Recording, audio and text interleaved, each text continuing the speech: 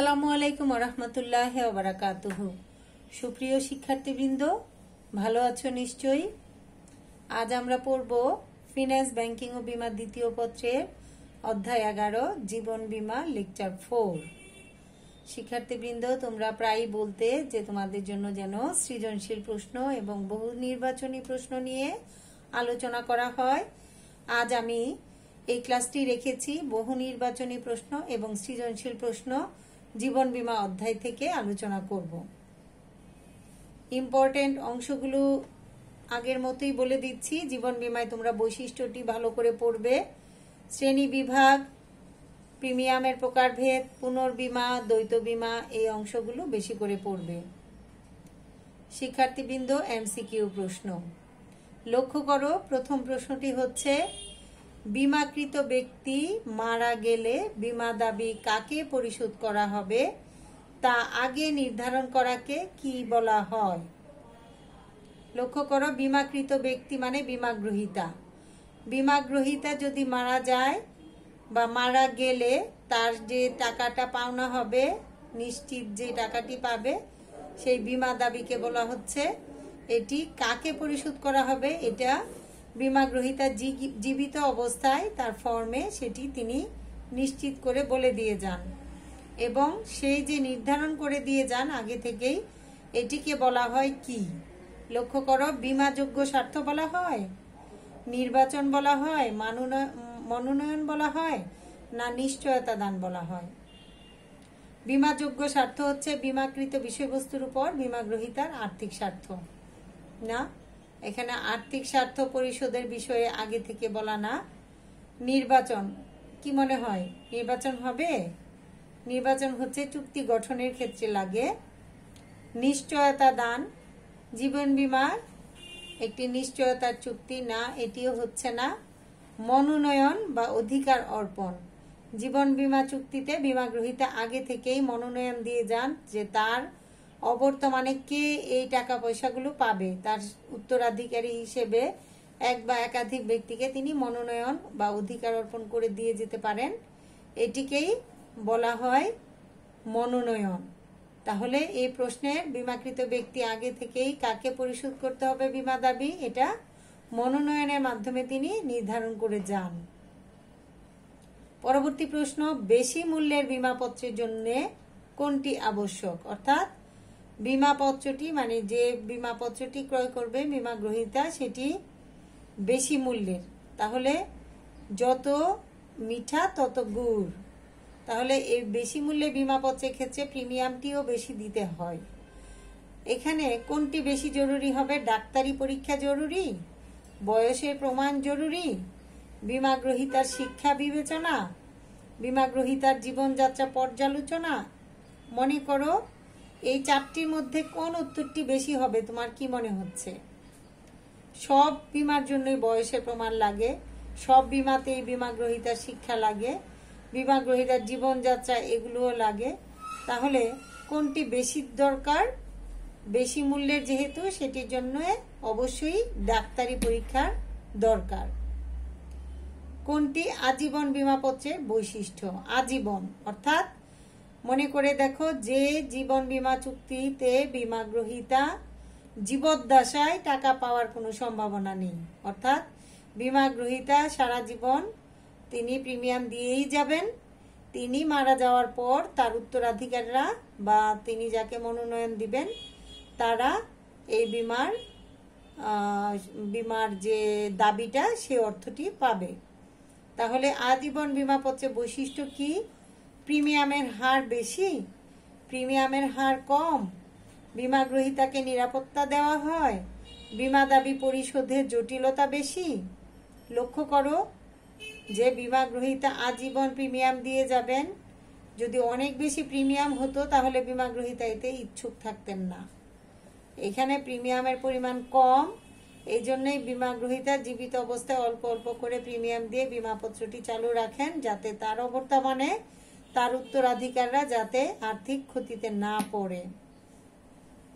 জীবন বীমা কর্পোরেশন, এটি হচ্ছে সাধারণ বীমার জন্য সাধারণ বীমা কর্পোরেশন এবং জীবন বীমার জন্য জীবন বীমা কর্পোরেশন।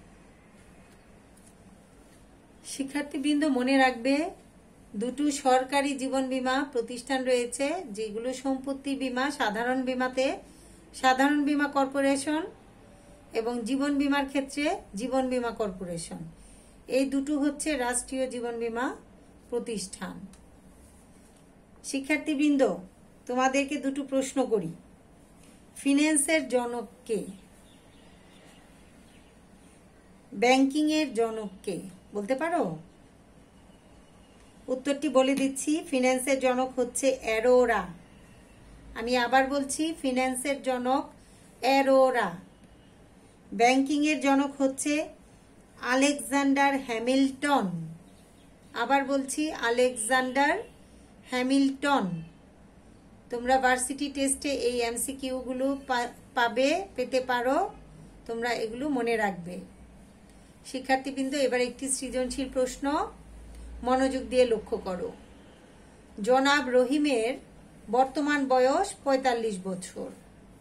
তিনি শিক্ষকতা পেশায় নিয়োজিত, অর্থাৎ আমাদের মতো শিক্ষক। তিনি তার সন্তানদের ভবিষ্যতের কথা চিন্তা করে নিজ নামে ১৫ বছরের একটি জীবন বীমাপত্র গ্রহণ করেন। তিনি তার স্ত্রীকে বীমাপত্রের নমিনি করেন, অর্থাৎ তিনি মনোনয়ন দিয়েছেন তার ওয়াইফকে।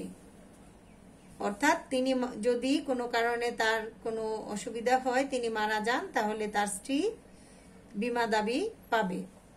পরপর ৩ বছর কিস্তি প্রদান করার পর জনাব রহিমের মৃত্যু হয়। ১৫ বছরের জন্য চুক্তিটি করেও তিনি ৩ বছর পরে আর প্রিমিয়াম দিতে পারেননি, মারা যান। মেয়াদ পূর্তির পর তার স্ত্রী বীমা কোম্পানির নিকট বীমা দাবি পেশ করে। অর্থাৎ তার স্ত্রী বীমাপত্রের মেয়াদ পূর্তির পর, অর্থাৎ ১৫ বছর অতিক্রান্ত হওয়ার পর তার স্ত্রী কোম্পানির কাছে যায় এবং বীমা দাবি পেশ করে। এখন প্রশ্ন হচ্ছে, তোমরা উদ্দীপকটি বুঝেছো? রহিম একজন শিক্ষক। শিক্ষকতা পেশায় থেকে তিনি তার সন্তানদের ভবিষ্যৎ চিন্তা করে ১৫ বছরের জন্য জীবন বীমা পত্রটি করেছিলেন, কিন্তু দুর্ভাগ্যবশত ৩ বছর তিনি প্রিমিয়াম দিতে পারলেন। তিনি জীবিত অবস্থায় তার স্ত্রীকে মনোনয়ন করে গিয়েছিলেন। এখন তার মৃত্যুর পর স্ত্রী বসেছিলেন। ১৫ বছর অতিক্রম হওয়ার পর স্ত্রী কোম্পানির কাছে গেলেন এবং বীমা দাবিটি পেশ করেন। এখন প্রশ্ন হচ্ছে, প্রিমিয়াম কি? প্রিমিয়াম হচ্ছে জীবন বীমার ক্ষেত্রে এটাকে বলা হয় প্রতিদান, সেলামি বা প্রিমিয়াম। অর্থাৎ জীবন বীমা একটি চুক্তি, যেখানে বীমাকারী এবং বীমা গ্রহীতা চুক্তিবদ্ধ হন। এখানে বীমাকারী বা বীমা কোম্পানি বীমা গ্রহীতার মৃত্যুতে বা জীবনে যে কোনো ঝুঁকি হলে তাকে আর্থিকভাবে তাকে বীমা দাবি দিবেন বলে একটি চুক্তি করেন এবং বীমা গ্রহীতা এই সুবিধা পাওয়ার জন্য বীমাকারীকে একটি প্রিমিয়াম দেন বা সেলামি দেন বা একটি আর্থিক অঙ্ক পরিশোধ করেন। এটা হতে পারে এককালীন, হতে পারে সমকিস্তি, ইত্যাদি ইত্যাদি। তাহলে তোমরা জ্ঞানমূলক হিসাবে সংক্ষেপে বলবে যে বীমার ক্ষেত্রে অন্যের ঝুঁকি নিজের কাঁধে নেয়ার যে বিনিময় মূল্য, সেটি হলো প্রিমিয়াম।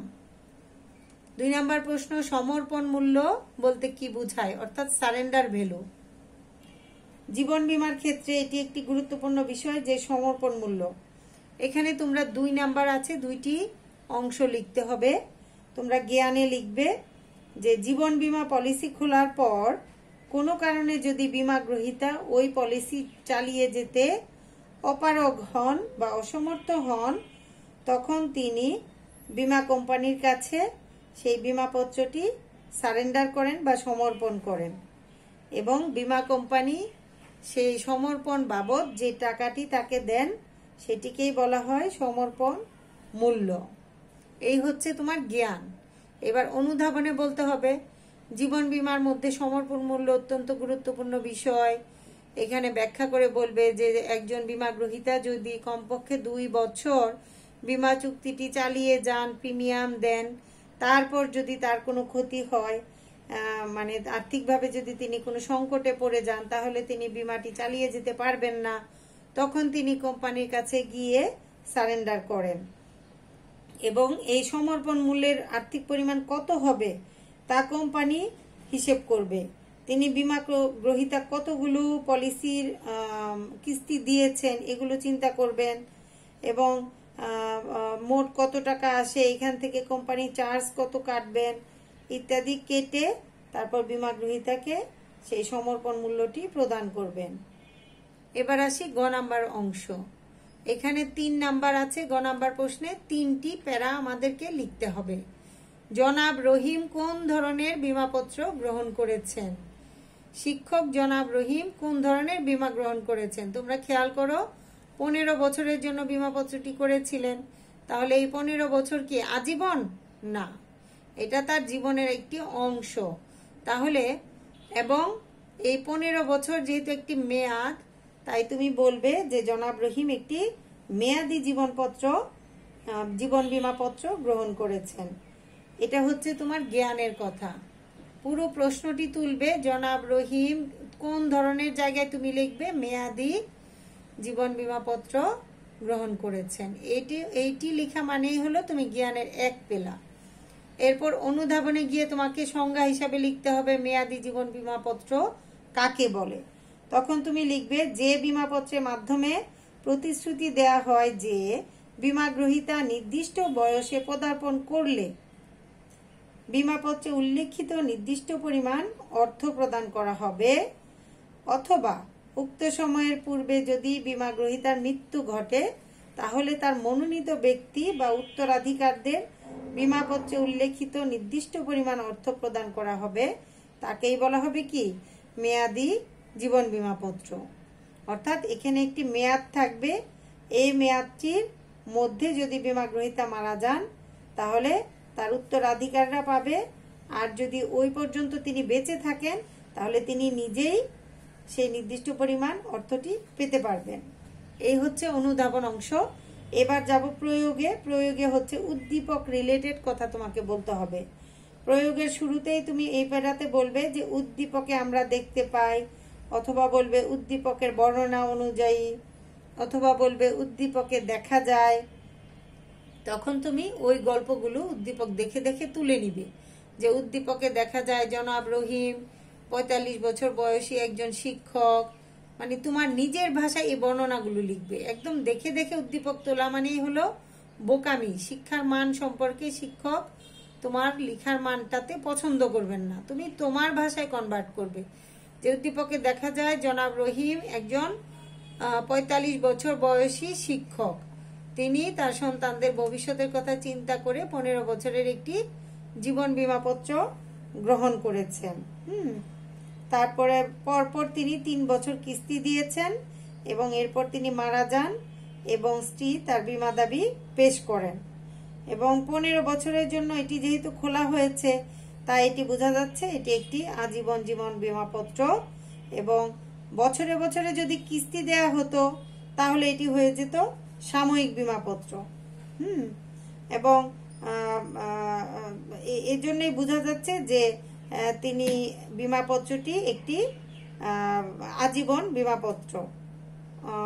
তারপরে ঘ নাম্বার অংশে আমরা গিয়ে দেখব যে উদ্দীপকের আলোকে জনাব রহিমের স্ত্রী কি বীমা দাবি করতে পারবেন, যুক্তিসহ ব্যাখ্যা করো। তাহলে তুমি ঘ নাম্বারে চিন্তা করো যে যেহেতু এটি মেয়াদি জীবন বীমাপত্র, এখানে 2টি শর্ত আছে যে বেঁচে থাকলে উনি নিজেই টাকা নেবেন, আর যদি মারা যান তাহলে তার উত্তরাধিকার টাকা নিতে পারবে। এই বীমাপত্রের ধরনটি এরকম। তাহলে অবশ্যই উদ্দীপকে জনাব রহিমের স্ত্রী বীমা দাবি করতে পারেন। হ্যাঁ, এই যে কথাটি লিখবে এটি হচ্ছে তোমার জ্ঞান। এবার অনুধাবনে গিয়ে লিখবে যে বীমা দাবি শব্দটি ব্যাখ্যা করবে যে বীমা দাবি বলতে সাধারণত বীমাকৃত অঙ্ককেই বোঝায়। হ্যাঁ, যেটা হচ্ছে মুনাফা সহ যদি জীবন বীমা পলিসি হতো তাহলে এখানে বীমাকৃত অঙ্কের সাথে মুনাফা বা বোনাস যুক্ত হতো। তো মেয়াদি বীমাপত্রের মেয়াদের মধ্যে যদি বীমাকৃত ব্যক্তি মারা যায় তাহলে কি, বা জীবদ্দশায় যদি মেয়াদকাল পূর্ণ করে তাহলে বীমা দাবি উদ্ভব হয়ে থাকে। এখানে এবার প্রয়োগে যাবে। প্রয়োগে গিয়ে লিখবে উদ্দীপক থেকে গল্পটি লিখবে। যে উদ্দীপকে দেখা যায় জনাব রহিম 15 বছরের জন্য একটি বীমাপত্র খুলেছিলেন এবং 3 বছর প্রিমিয়াম দিয়ে তিনি মারা যান। তিনি তার স্ত্রীকে মনোনয়ন করে গিয়েছিলেন এবং তিনি মারা যাওয়ার পর তার নমিনি বা স্ত্রী বীমা দাবি পেশ করবেন, এটাই স্বাভাবিক, তাই না? কিন্তু এখানে কিন্তু বীমার শর্ত ছিল মেয়াদি বীমাপত্রে যে তিনি মারা যাওয়ার পরপরই বীমা দাবি করা যাবে। স্ত্রী 15 বছর পর্যন্ত অপেক্ষা করার কোনো দরকার ছিল না। স্বামীর মৃত্যুর পরপরই তিনি বীমা দাবিটি করতে পারতেন। এরপর উচ্চতর দক্ষতার পেরায় গিয়ে বলবে জীবন বীমার অন্যতম উদ্দেশ্যই হলো ব্যক্তি মারা গেলে ব্যক্তির পরিবার যে আর্থিক দুর্দশার শিকার হয় এর বিপক্ষে আর্থিক প্রতিরক্ষার ব্যবস্থা করা। এটাই তো জীবন বীমার উদ্দেশ্য, তাই না? উত্তরাধিকারদের আর্থিক নিরাপত্তা দেওয়া। তাই বীমার নিয়ম কানুন মেনে যেহেতু এই শিক্ষক বীমা করেছেন এবং কিস্তিও প্রদান করেছেন 3 বছর এবং মেয়াদ পূর্ণ করতে পারেননি, তিনি দুর্ভাগ্যবশত মারা গিয়েছেন, তার পরিবার তখন কি আর্থিক দুর্দশায় পড়ে গেছে এবং এ থেকে রক্ষা করাই কিন্তু বীমা কোম্পানির দায়িত্ব। তাই এক্ষেত্রে অবশ্যই স্ত্রী জীবন বীমার দাবি আদায় করবেন, দাবি করতে পারবেন এবং তা পাওয়ারও অধিকার রাখেন। তবে সেটি মৃত্যুর পরপরই তার স্ত্রী দাবিটি করতে পারতেন। তাহলে শিক্ষার্থীবৃন্দ, এই উদ্দীপক থেকে আমরা 4টি প্রশ্ন উত্তর করলাম এবং ধারাবাহিকভাবে স্তর অনুযায়ী আমরা উত্তরটি করব। তোমাদের একটি বাড়ির কাজ, এই যে সৃজনশীল প্রশ্নটি আমরা আলোচনা করলাম, এই প্রশ্নটি উত্তর তোমরা সুন্দর করে প্যারা করে তোমার খাতায় তুমি লিখবে। এক্ষেত্রে যদি তোমার কোনো প্রশ্ন থাকে তাহলে আমাকে কমেন্ট করবে। আজকে এ পর্যন্তই। এরপর আমরা ইনশাআল্লাহ জীবন বীমার বাকি ছোট ছোট প্রশ্নগুলো আলোচনা করব। সবাই ভালো থেকো, সুস্থ থেকো। আল্লাহ হাফেজ।